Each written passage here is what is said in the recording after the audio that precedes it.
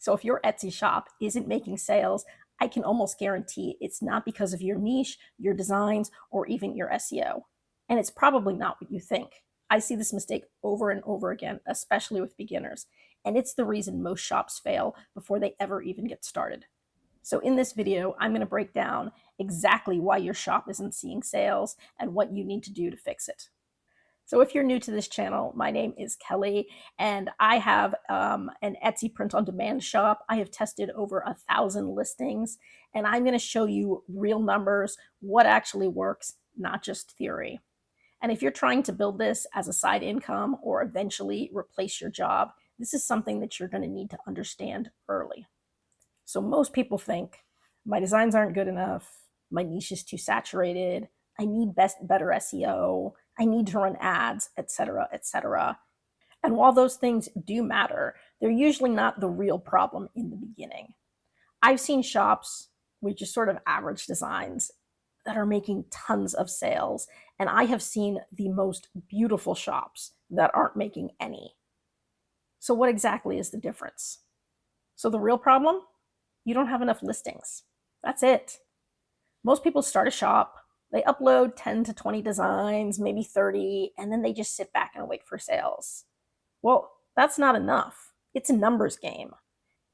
Think of it like this. Every listing is a chance to be found. If you've only got 20 chances, your odds are very low. But if you have 100, 200, 300 or more, now you're going to start to see a little bit more consistent traffic. The more you put up, essentially, the more online real estate you have, the better. So here's what this looks like in real life. So in my shop right now, I have around 350 active listings. Now I have tried well over 1,000. Only a small percentage actually bring in most of the income. Now this is the 80-20 principle, or the Pareto principle. And what this essentially means is 20% of your listings are going to be responsible for 80% of your income. Now, that isn't an exact. It could be that 10% of your listings are responsible for 90% of your income. The point is most of your income are going to come from a very small number of your listings. And the rest, well, they may barely sell or not sell at all. But you don't have to know which ones are going to win ahead of time. Really, the only way to find out is to keep putting up more listings and see what the winners are. So I've used this example several times in the past, and this is just because this still happens to be my best example. So on the right, you're going to see this tank top here. This is one of my tank tops that I sell on Amazon.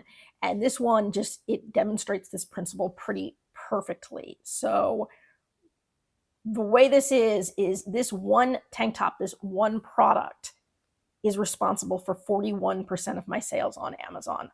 So 41% of the sales I make come from just this one tank top. Now, to put that into perspective, right now, I've got 5,957 designs. So this is one out of nearly 6,000 designs, and it is responsible for 41% of my income on Amazon. And I never would have predicted that this would be the design that sells, or that this would be the product that sells. On Amazon, we put designs up on t-shirts, tank tops, sweatshirts, mugs, tumblers, you name it. So really, there's hundreds of thousands of different products that I have up on Amazon. And so to think that just one out of nearly 6,000 designs is responsible for almost half of my income, really proves this point well. And so the numbers that my statistics give me is 79% of my sales are generated from just 6% of my products.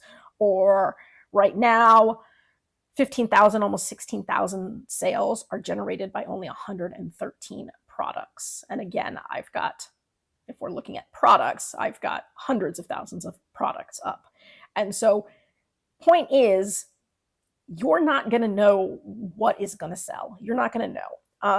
This is not the design, again, that I thought would have sold. It's not my best design at all, but for whatever reason, this is the one that people saw and it started to take off, and sales generate more sales. So once you get a product that's selling a lot, it keeps selling and it keeps building. Now, I also want to point out that this design didn't sell right away. It's not like I put it up and it just all of a sudden started selling a bunch. No, I put it up and it probably sat there for 3, 4, 5 months without ever making a single sale. And then the sales started slowly. So within the first year of having this design up, maybe I made a few hundred sales. But then the next year, maybe I made 600, 700 sales. And then the next year, maybe 1,000 sales. So right now, this tank top has made over 8,000 sales and is responsible for over $22,000 in income. So that's profit just from this, again, just this one design.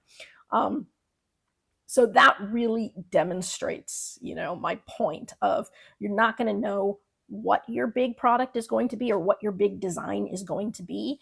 And most of your designs aren't going to see massive sales, but a handful will. A handful of your designs are going to be worth most of your profits. And so really you want to put up as many designs as possible. And again, it's not always going to be your best designs that are the big sellers. It might be ones that you don't even think about or that are just kind of average designs because you don't necessarily know what's going to start, to pick up. And so that just really demonstrates my point, I think, better than anything else. So most people quit because they don't see sales quickly. They think something's wrong.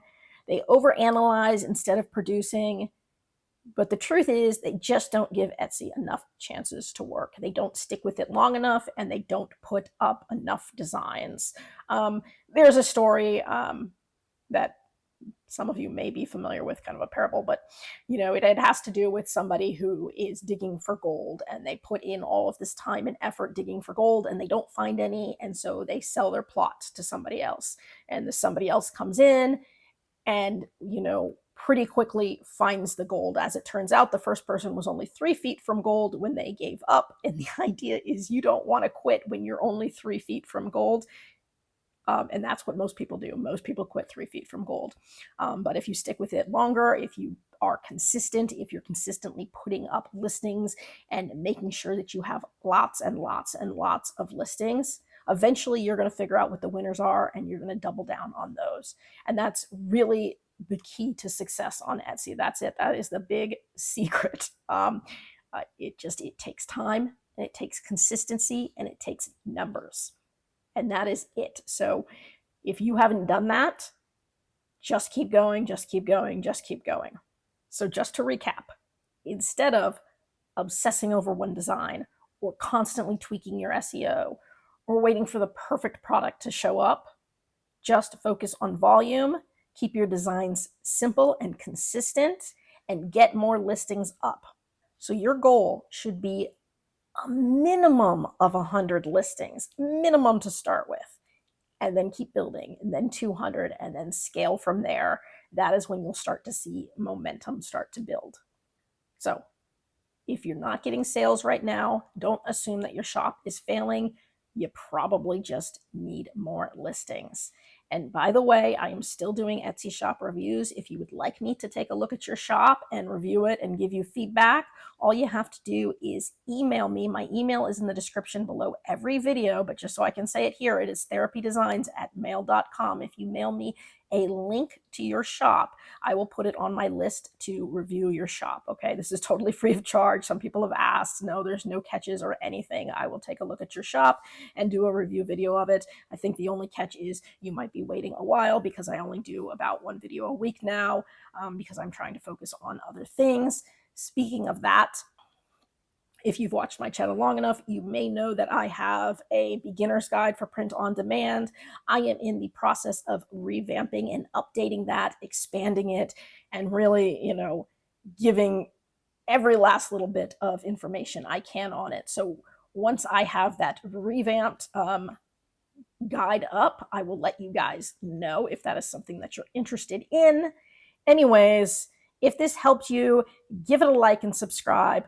I talk about what actually works with print on demand, not just theory. So check out my channel. I've got over 400 videos on my channel. So if you haven't checked it out yet, you can go ahead and do that and probably find the answers to some of the questions that you have. That's it for today's video. If you found that useful and would like to see more videos with helpful tips and tricks, be sure to hit like and subscribe and turn on your notifications so you don't miss any of the weekly videos. As always, keep growing and stay creative, and we'll see you next time.